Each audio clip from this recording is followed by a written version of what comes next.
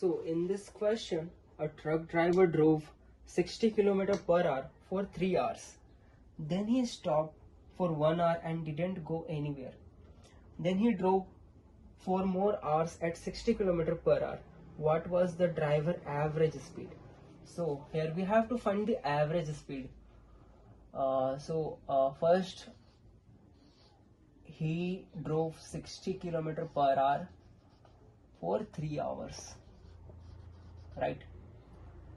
So after that he stopped for 1 hour. Okay, he stopped for 1 hour but didn't go anywhere, so the kilometer will be 0.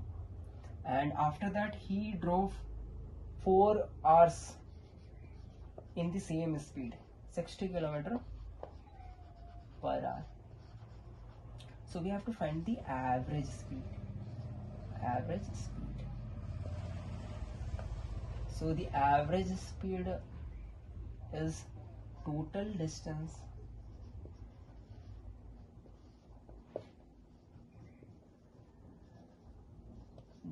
by total time taken.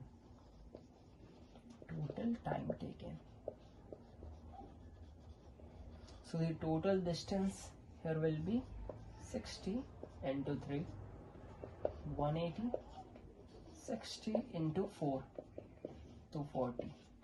So here it will be 420 kilometers.